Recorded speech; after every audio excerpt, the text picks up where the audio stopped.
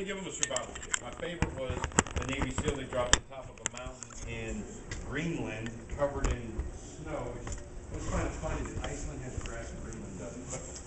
But, and they give him this giant pink teddy bear, part of his.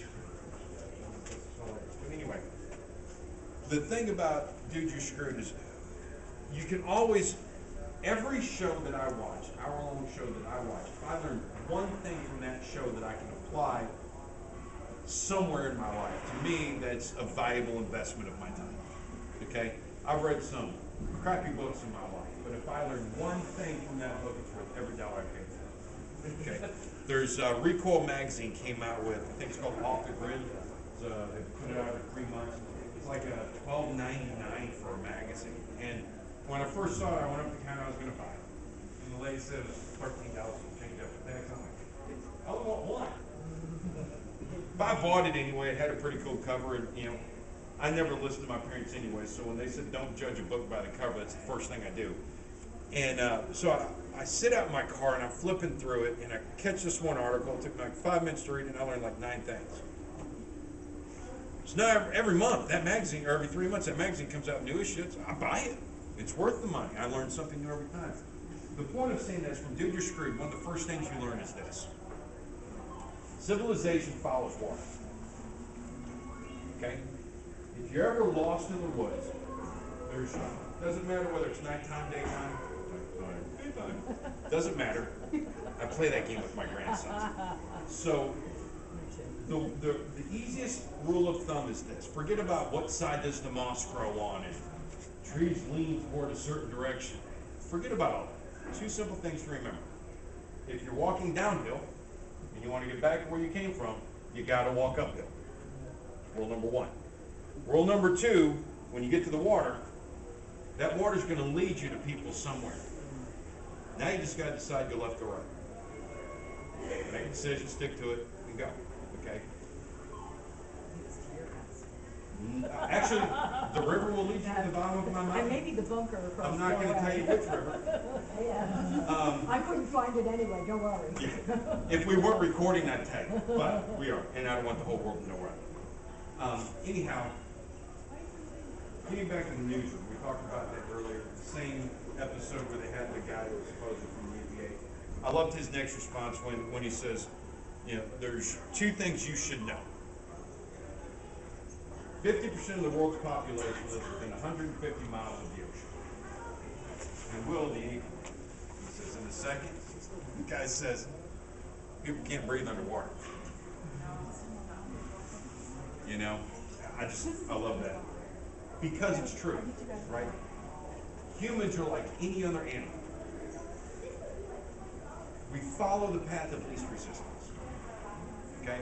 When our cities, even in our country, forget Europe and all of that, modern world, right? Because if a building's 30 years old, we demolish it and rebuild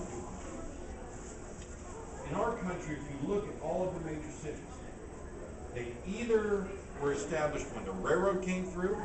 Before that, they were established because they were along a river. Before that, they were established because they were along a coastline. Okay? People, like any other animal, need water. And then once the railroad tracks came along, easier way to access, and who wants to walk for 2 days to catch a train when you can just live here with train tracks? Okay? So people follow the path of least resistance. Just like when we were walking earlier, those of you that made the snap decision to move, if there was a person here and a person here, you didn't walk through the 2 of them like we had sitting over here a moment ago. You walk all the way around. Why force your way through 2 objects when you can go around them both at the same time? Okay? So, it doesn't matter where you're at. As long as you follow those 2 rules, you're good to go. You will find a water source somewhere. You walk through the woods long enough, you're going to come across a river. The thing is, how do you survive to get there? We don't live near any woods. Oh, it's woods everywhere. And we're going to get more on that here in a little bit when we start talking about some other things. But what I want y'all to take away from this exercise is 2 things. 1, actually 3 things. 1, you are going to encounter obstacles in your path when you're trying to get home that you have to get around. Don't let those obstacles be your stumbling block. The second thing that I want you to focus on is make a decision. Go left, go right. Movement is life. I got that one from Brad Pitt in World War Z. But it's true. Movement is life, right? Make a decision. Go left, go right, but go somewhere. Now, when you are at home, your safe place, right, and you're hunkered in, you don't have to move anywhere. But that's not what we're talking about today. We're talking about you're away from home, you're stuck out there. You know, you may be tired and want to logger up for a couple of days, so you put your tent up, right? You get your fire going and chop your wood, you do a little baton and your feather sticks and all that kind of lovely stuff. And you get a little base camp going. You're going to have to sleep sometime. There's a thing in bushcraft where you take a military blanket, you make this really cool hoodie jacket, right? There's 3 companies that manufacture them for you. There are 6 to 9 month waiting list. I finally realized my sister is a seamstress, so now she manufactures them for us. These jackets are designed, they're extra long, and they're designed, I should have brought mine today, where you can pull it down here and sit on it, pull your knees up against your chest and pull the thing over, tuck it underneath your feet. The hood comes up and completely covers your face down, and you have not a waterproof but a water resistant shelter that in 20 degrees or so, 22 degrees outside temperature, will keep your core temperature above being hypothermic. Hyperthermic.